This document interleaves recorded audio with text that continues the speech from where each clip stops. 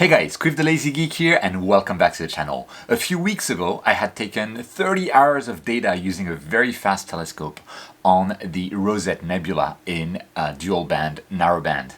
And I had trouble with the processing of that data, and so I had reached out for your help, yes you, and I completely underestimated how awesome all of you are, because I got far more processed images sent to me with like detailed explanations of the workflow to achieve the image a lot of the time, like really impressive. And from all of that data, there's a lot of lessons to be learned. For now, I haven't had the bandwidth to even look at all of the details of the processing done by each of you, but I've gotten a general idea of some of the big points that I remember from looking at the overall images. But first, before we go into those details, I would like to share with you some of the images that I received, just so you can see that the same data can really provide very different results depending on the personal preferences of each person who processes that data. So let's have a look. Okay, I just want to start very quickly with my own processing of the narrowband data. This is the dual band data, and in my video I had provided data also to separate sulfur 2, oxygen 3 and H-alpha channels taken with a different telescope at f4 with my Astrodon 3 nanometer narrowband filters and monochrome camera. But this image is what I obtained with just the dual band, and this is what I had. Like, I don't know why I'm never satisfied with my images, but a lot of you actually told me, like, be satisfied, come on.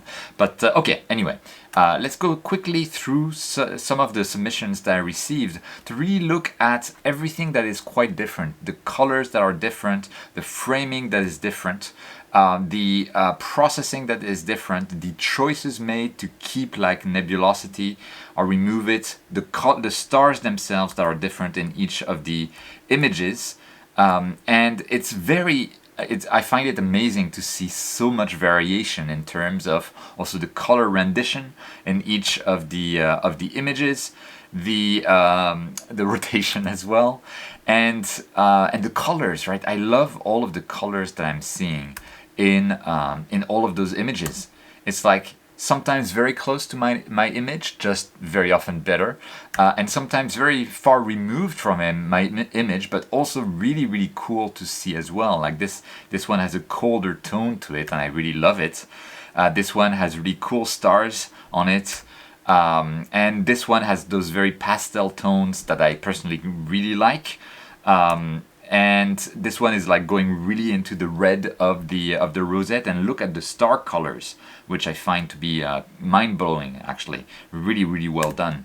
Yeah, and all of those submissions I found, like, it's deeply humbling to see the amount of time and work that's gone through this.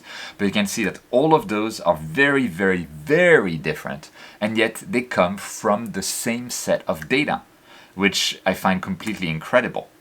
And again, like, if you sent me data and you're not in there, it doesn't mean anything. This data is in no particular order. I find all of the submissions completely incredible, and I really appreciate all of the time that has been spent on all of those submissions. And yeah, and we also have, like, again, very deep into the red. We also have the SHO, the monochrome data that I had, with here my own processing of my own SHO data back in the day. This used 4-axis palette back in the day.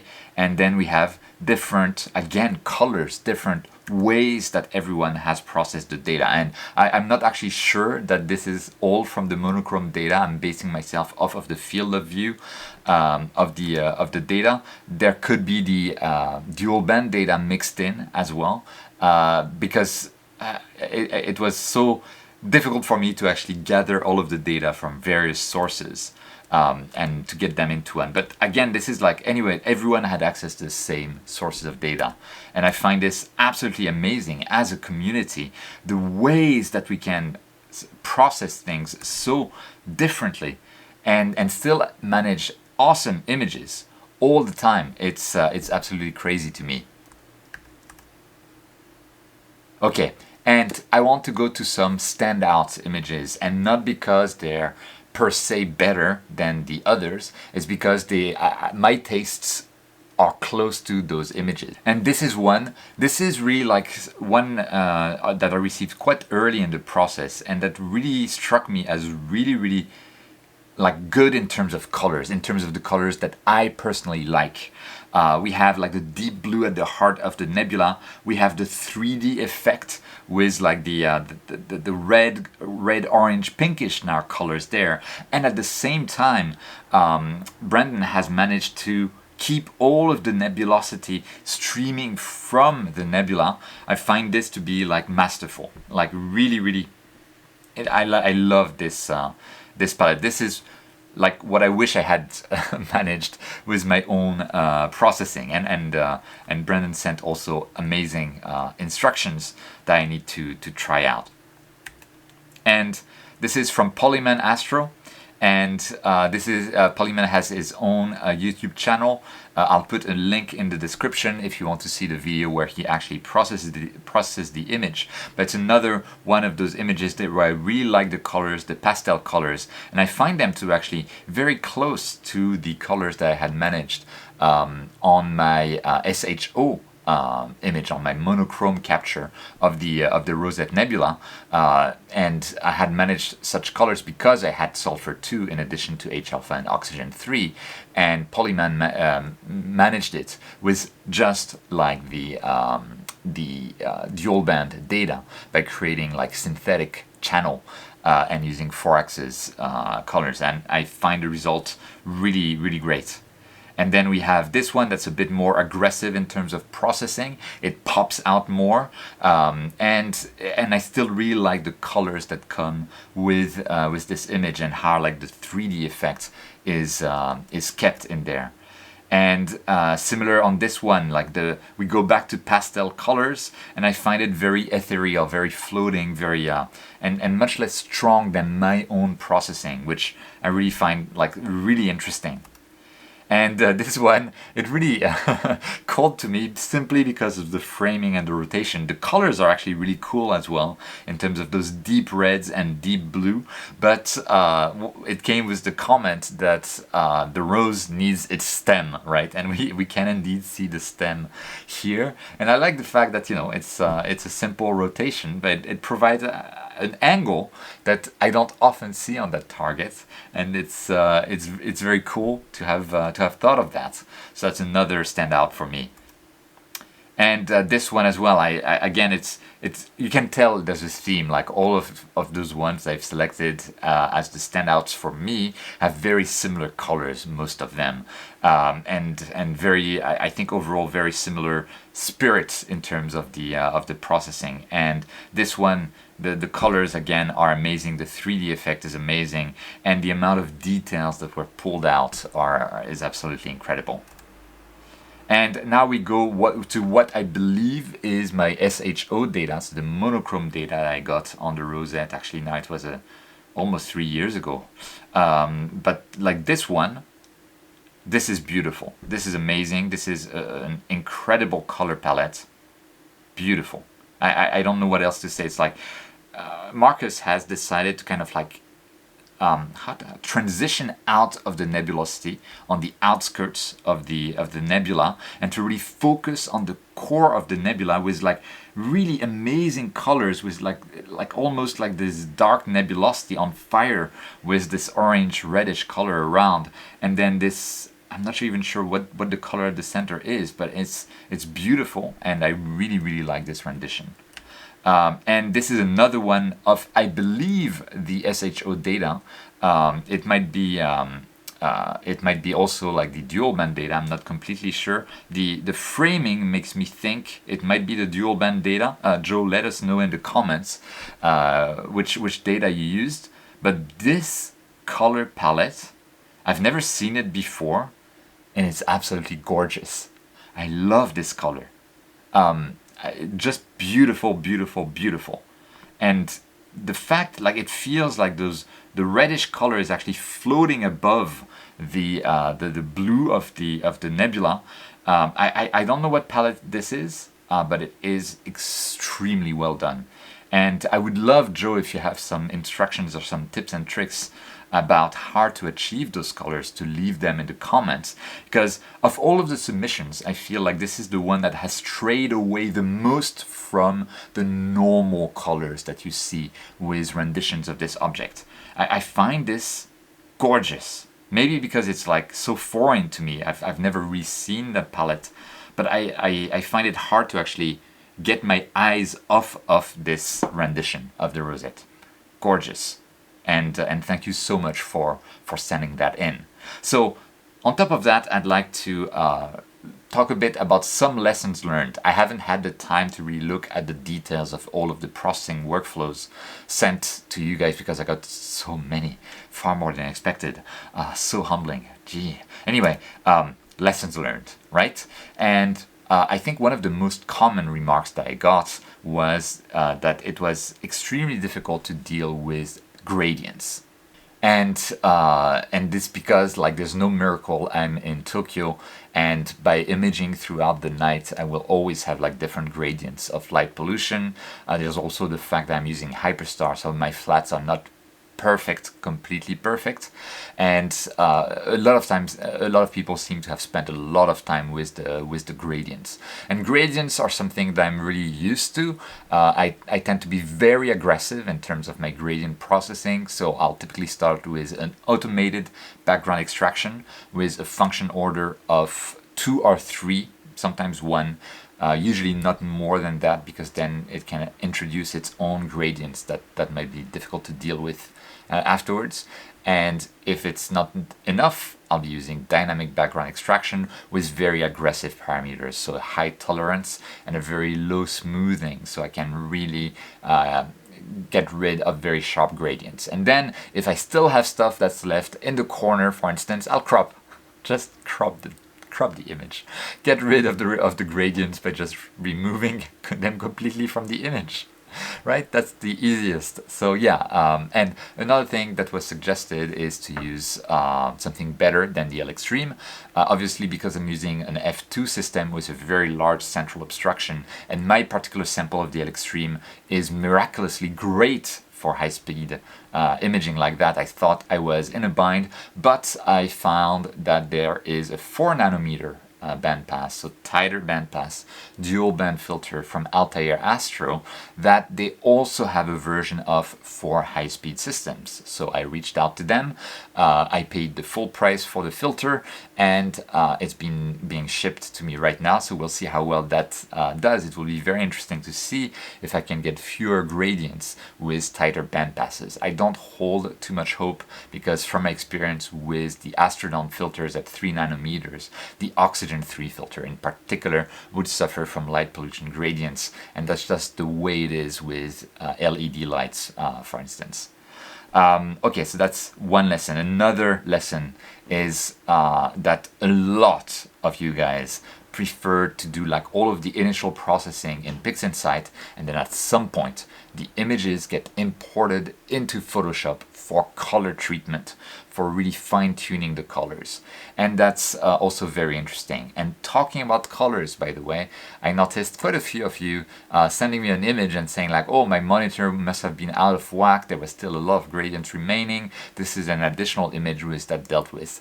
I suffer from the exact same problem. I don't have correct monitors. Very often after I'm done processing an image, I'll be sending it to my phone, looking at it on my phone and feeling like the background is much dirtier than it appeared to be on my monitor, on the computer monitor, and I honestly don't know how to deal with that. So if anyone knows how to deal with that, to have like an image that you know will appear very similar to other people on other people's monitors, please let us know down in the comments.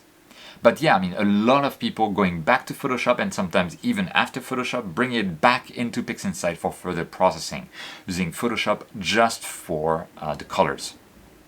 Then another thing was using not like a simple stretch, but an ArcSyn hyperbolic arcsine, whatever the name in English is, stretch, which is not something that I really do, but yeah, I'm more and more convinced that this would be a good thing for me to start using. There is a function in PixInsight. I've actually used this stretching in Cyril before, but not in PixInsight. I've also noticed that Blur Exterminator, Star Exterminator, and Noise Exterminator are very, very popular. I've seen some use also of multi-scale linear transform to work against the chroma noise, even when that user was also using Noise Exterminator, which is very interesting. And I completely agree. I've seen Noise Exterminator having some trouble with chroma noise that could probably be alleviated with a multi-scale linear transform at the linear stage of the image. And what else do we have? Yes, something that I already do, but like separating the star processing from the rest. And I've noticed some of you managed to get amazing colors in the stars. I have no idea how you managed that. But yeah, my stars are complete like white dots, and I've never been able to do better than that, at least in narrowband. I got some suggestions to use RGB stars instead. Yeah, absolutely. So that's something that I'll probably start doing in the future, just like switching the L Extreme filter for a UV-IR cut filter, take like a few exposures on the target, much shorter, because stars are not really affected by signal to noise ratio. And then just like plaster the stars from that RGB UV-IR cut filter onto the narrowband image for better colors. That would be really cool. Also, I've seen some further pixel math formulae that I'll be testing out, see how they work, because in addition to what is also already available with Star Exterminator. And yes, also a lot of you guys decided to process the RGB channels separately, and very often merging the green and blue channels, since they both represent oxygen 3, and then like using different palettes, with 4-axis palettes being the most popular. So 4-ax, I'll put the link down in the description. I've made a video about his palette a long while ago, and I believe actually the object of that video was the Rosette Nebula, but with the SHO monochrome data. I haven't really used 4-axis palettes on HOO, so on like dual band one-shot color data, but yeah, I can't wait to try my hand at it, maybe using like the workflow that Polyman from Polyman Astro had available. And another thing, I saw a lot of use of the spectrophotometric color calibration. I need to get to that tool. It's a new tool in PixInsight. It's supposed to be amazing. I don't know how it works. I don't even know what it does. I mean, besides doing something similar to photometric color calibration, but somehow with this filter specifications, I'm not completely sure. I need to get to it. I will get to it. So that's in terms of the lessons learned for the processing. And it's very interesting really to see all of the different flows. There's so many common points between the flows. And very often I look at two flows by two different people, and they're almost the same, but the end result is completely different. And it boggles my mind. It really shows how much creativity and how much art there is as part of the science for astrophotography, and I absolutely love this. Okay, more lessons learned, and this is more for me. It's that I am an idiot completely. I was overwhelmed by the response to that video. I had no idea that so many people would spend hours of work processing my data. I expected to get like maybe 2 or 3 people sending that to me. I've like so many, like tens and tens, and yeah, I completely underestimated that. I'm humbled by the response, and a huge thank you to all of you for sending me those images across, and the processing and the processing workflows, absolutely amazing, and I'm really thankful. I learned a lot looking at this, and I will still learn because I haven't had the time to really unpack everything. I didn't have a proper way to gather the images back, so I got some in YouTube comments, I got some in Facebook, I got some in Instagram, I got some from Discord, I got some on my Quiv Lazy Geek email, I got some like people asking me like how can I send those. yeah, I'm sorry. I really hadn't expected such a response. And so I probably missed quite a few submissions. I probably messed up quite a few other things. Like the thing I'm most worried about is having messed up the names on the slides that I just showed. But fingers crossed. They came from so many different sources that I wasn't really even able, after I had created the slides, to double check them against the different sources. So maybe I need to a Discord channel. I don't know. Again, let me know down in the comments. Also, a mistake: I shouldn't provide two sets of data at the same time, because then I don't know for each submission which is which. But that's pretty much it. I find that this was absolutely amazing, and thank you so much for taking the time to process that and to send that to me. I learned a lot, and I hope I can make use of some of the techniques that I've learned, and feature them in further videos, so we can really share the knowledge and share the techniques around. And yeah, really amazing. Yeah, and that's pretty much it for this video. Thank you so much for watching, and for my Patreon supporters, thank you so much for your support as well. If you want to have access to my videos, early access without the ads, you can join my Bortle 5 or Bortle 0 Patreon ranks.